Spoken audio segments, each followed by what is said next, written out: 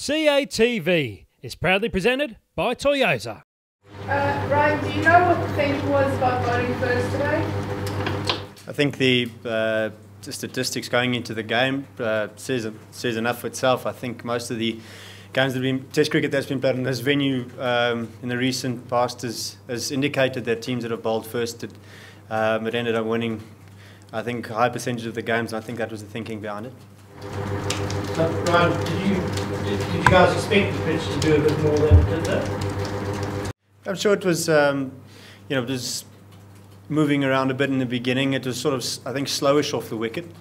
But, assessing the first hour, I thought we did well and we bowled well. And I think having them 90 for 4, we had a real opportunity to make some inroads. Going on from that, Ryan, do you think the pitch flattened out a lot quicker than you guys thought, or was it just an execution thing with the two last sessions? I think it was, like I say, 90 for 4, we had a real opportunity. I thought that Shaun Marsh and Steve Smith played really, really well. It was pretty much a chanceless partnership. The ball did get a lot softer, and the wicket did play a lot bit slower and better as the day went on. So, I thought that we had our opportunities, but credit to them, they really batted really well. Was it any part of your thinking the fact that Australia had struggled in the first innings over the last couple of years? No, I think it was just generally an assessment of what's worked on this ground in the past, and I think based on that was the decision that the guys made. Do you guys think that all that Shaun Marsh looked injured to you? You guys are very stable, so certainly favouring his...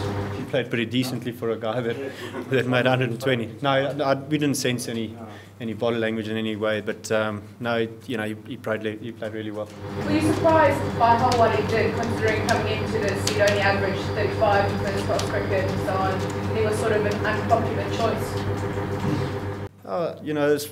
It's not for us to say who should be playing and who shouldn't be playing. I mean, we all know that Shaun Marsh is a really good player, and he started off well in his Test career. And he's shown today how good a player he is. So I thought we bowled well in the beginning, but he was under pressure in the beginning and he took some blows and so on. But it showed once again that he adapted well to the conditions, and the longer he stayed there, the easier it became.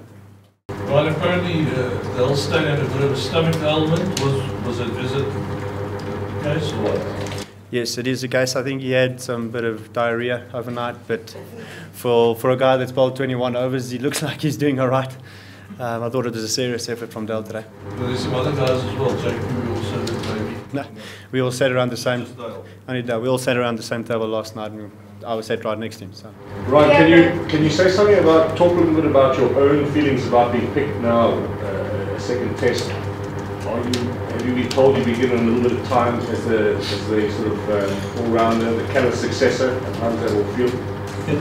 I think we should make it clear, and I think we save everyone a bit of typing energy and everything else, and not make no comparison to Jock Callis. let's leave it right there.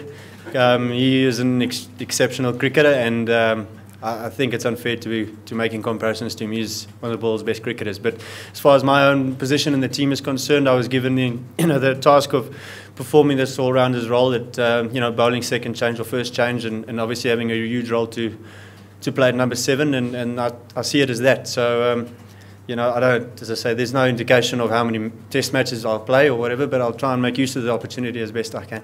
How did you feel about your own performance?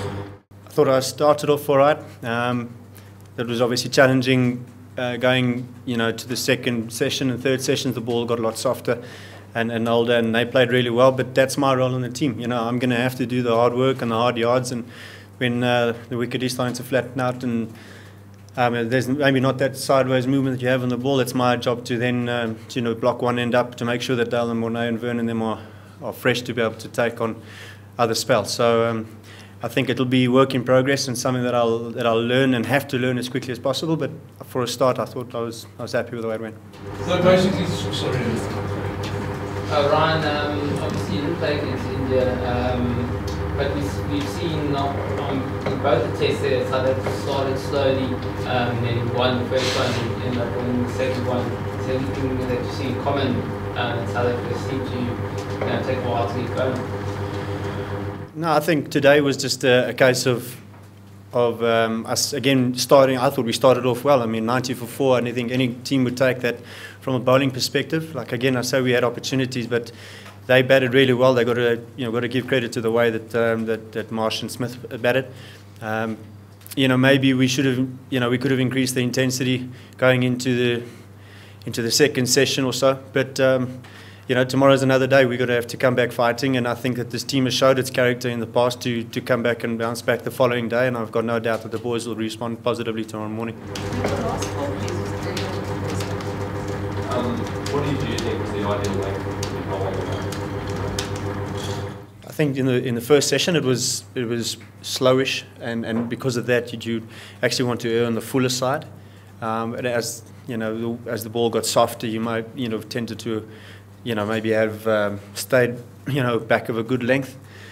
But it's again an assessment of how the new ball is going to play. Going into the game, it might be a bit of a new ball type of wicket where you don't have to try and strike with a new ball, and then try and be as patient as possible as the ball gets older. But that's the first day's assessment. As far as the next 2 or 3 days goes, it'll be a continuous assessment of what length is going to be good on that wicket. Right. Granted, it's the first test in 4 years, but will you be able to pinpoint as to why the coaches struggle on the first day, especially when they bowl first? Because it's a trend that has happened very recently. When you said think I can ask the question.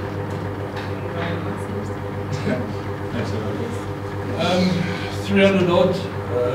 Right about what total will the alarm bells be ringing for you guys? What would be a very difficult sort of total? No, I don't think we should pinpoint any target or total whatsoever. Our focus is going to try and be tomorrow to try and make sure that we try and build as much pressure as possible, and through that pressure we can then try and take some wickets. We know that they've still got a few dangerous batters in Haddon and Johnson, and a few others to come. So if we can get a few wickets up front tomorrow morning, then we're in with the sniff. So I think that it's going to be a case of stepping up tomorrow when we have that first hour and try and build as much pressure as we can.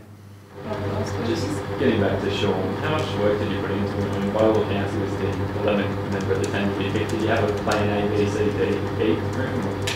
Yeah, look, as far as players are concerned in world cricket nowadays, I'm sure most of the computer analysts have info of all the guys coming in. So it was a possibility. We knew it was a possibility that Sean would play. And we obviously, as a team, prepare for any possibility that if there's some changes that comes in, that we make sure that we're ready for that.